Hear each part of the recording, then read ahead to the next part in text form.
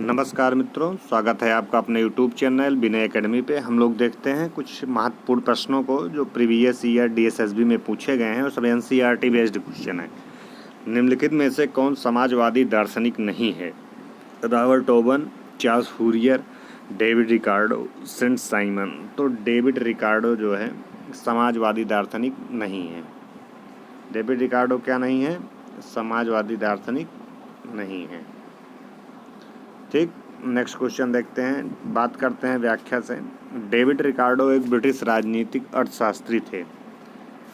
समाजवादी वे लोग हैं जो समाजवाद के दर्शन में विश्वास करते हैं। समाजवाद एक सामाजिक और आर्थिक सिद्धांत है जो कि निजी स्वामित्व या संपत्ति के नियंत्रण के बजाय जनता के नियंत्रण, समाज के नियंत्रण की मांग करता है।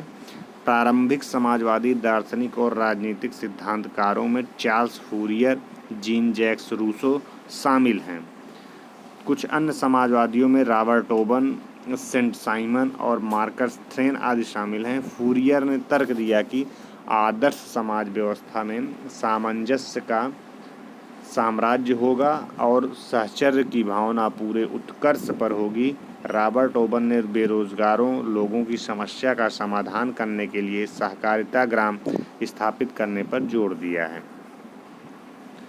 26 जून 1945 के संयुक्त राष्ट्र चार्टर पर हस्ताक्षर किया था। यह हस्ताक्षर किया था किसने किया था?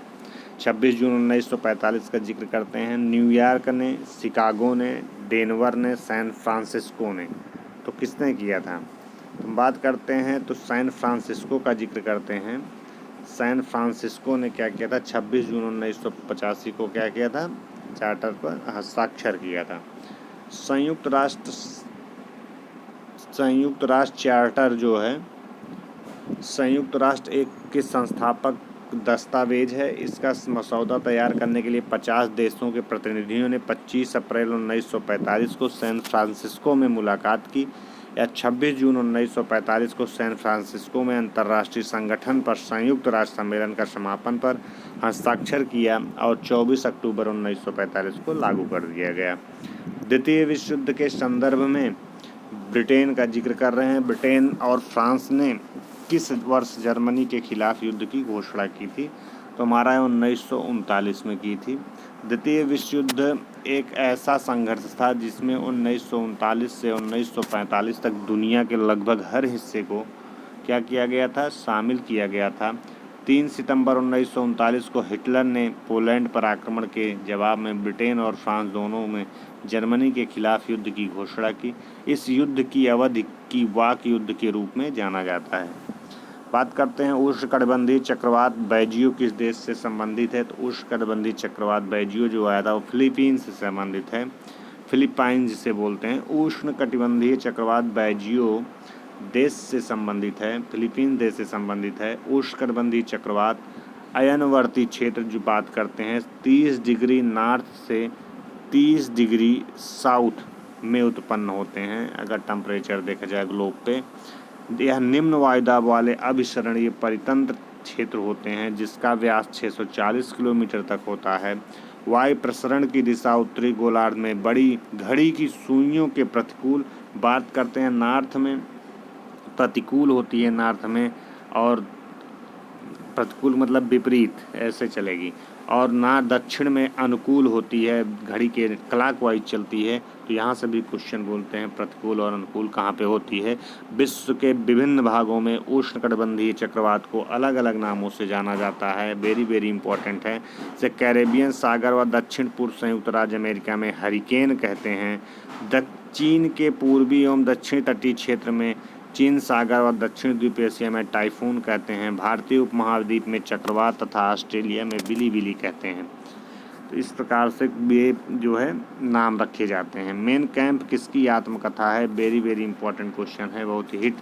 एडोल्फ हिटलर की जो है पुस्तक आत्मकथा है मीन कैंप या मेन कैंप, मेरा संघर्ष जिसे बोलते हैं। एडोल्फ हिटलर की आत्मकथा है। यह उसकी एकमात्र पूर्ण पुस्तक है कि यह 1925 से 1987 में 2 खंडों में प्रकाशित हुआ था। इसका एक संरक्षित संस्करण 1930 में प्रकाशित हुआ। हम लोग नेक्स्ट क्वेश्चन देखते हैं। बात करते हैं हम लोग क्वेश्चन नंबर 6 की। किसी सतह शुष्क क्या कहते हैं? हम कहते हैं इसकी सतह शुष्क, गर्म और जलामुखी है। इसकी घूर्णन अवधि लगभग 243 दिन है। दिए गए कथन का उल्लेख कीजिए। किसकी? बृहस्पति की, बुध की, शुक्र की, मंगल की। तो किसकी है? शुक्र की है। कि यही व्याख्या से ही काफ़ी क्वेश्चन हो जाएंगे हमारे। शुक्र की ग्रह की सतह शुष्क, गर्म और ज्वालामुखी है। इसकी घूर्णन अवधि 243 दिन है। परिभ्रमण 22.4 दिन में पूरा करता है। सूर्य से दूरी के आधार पर दूसरा ग्रह 10.82 करोड़ किलोमीटर है। इसका औसत घनत्व, द्रव्यमान तथा आकार में पृथ्वी के समान होने के कारण पृथ्वी की जुड़वा ग्रह कहा जाता है। शुक्र अपने अक्ष पर विपरीत दिशा में अर्थात पूरब से पश्चिम घूर्णन करता है तथा इसकी कोई उपग्रह नहीं है। नेक्स्ट क्वेश्चन देखते हैं। पवन गुलाब एक आरेख है जिसका उपयोग जलवायु डेटा का प्रतिनिधित्व करने के लिए किया जाता है। इस आरेख में केंद्र से अधिकतम कितनी रेखाएं खींची जा सकती हैं? 12, 16, 3, 20। देखिए नया क्वेश्चन है। कितनी? 16 रेखाएं खींची जा सकती हैं पवन गुलाब से। पवन गुलाब क्या है? एक आरेख है जिसका उपयोग जलवायु डेटा प्रतिनिधित्व करने के लिए किया जाता है। इस आरेख में केंद्र से अधिकतम 16 रेखाएं खींची जा सकती हैं। पवन गुलाब एक विशिष्ट स्थान पर विशिष्ट समय अवधि में हवा की स्थित दशाओं और गति को ग्राफिक रूप से हवा प्रस्तुत करने का समयानुकूल तरीका है। इसको एक कंपास की तरह एक वृत्त में स्थापित किया जाता है। हम बात करते हैं निम्नलिखित में से कौन सी घटना जल विज्ञान क्रम में शामिल नहीं है? तो ऐसी कौन सी घटना है? तो अपघटन नहीं है, डिकम्पोजिशन नहीं है, बाकी वाष्पोत्सर्जन है जिसे बोलते हैं ट्रांसपायरेशन बोलते हैं, कंडेंसेशन और जो है प्रेसिपिटेशन जो है ये सब वर्षण जिसे बोलते हैं, ये सारी चीज़ें हैं। लेकिन अपघटन नहीं है। जल चक्र को प्रभावित करने वाले महत्वपूर्ण प्रक्रियाओं में वाष्पीकरण, वाष्पोत्सर्जन, संघनन, वर्षण, अपवाह सम्मिलित हैं। अपघटन जल चक्र का कारक नहीं है। प्रथम विश्व युद्ध के संदर्भ में निम्न में से कौन सा कथन सही है? हम बात करते हैं कौन सा कथन सही है। केवल बात करते हैं 1904 में आंग्ल फ्रांसीसी एस्टेंट पर हस्ताक्षर किए गए थे। 1907 में आंग्लो रूसी एस्टेंट पर हस्ताक्षर किए गए थे। तो कौन सा सही नहीं है? इसमें जो है 1 और 2 दोनों क्या हैं? सही। क्या क्वेश्चन नहीं पूछा था? सही है। कथन सही है तो दोनों सही हैं। नेक्स्ट क्वेश्चन देखते हैं। इसकी व्याख्या देख लेते हैं थोड़ा हम लोग। बात करते हैं प्रथम विश्व युद्ध कब हुआ था? डायरेक्ट पूछता है। 1914 में प्रारंभ होने से पूर्व ही विरोधी शक्तियों ने विभिन्न भागों में स्थित उपनिवेशों के लिए विरोधी संगठन प्रणाली बना रहे थे। जर्मनी ने सभी विरोधी शक्तियों को रास्ता दिखाया। उसने ऑस्ट्रिया और हंगरी को 1879 के साथ दोहरे गठबंधन पर हस्ताक्षर किया था। 1882 में ट्रिपल अलायंस बना जिसके विरोध में फ्रांस और रूस ने 1893 में एक संधि की। उपनिवेशों के विवाद होने के फ्रांस और रूस ने ब्रिटेन को रोकने का प्रयास किया।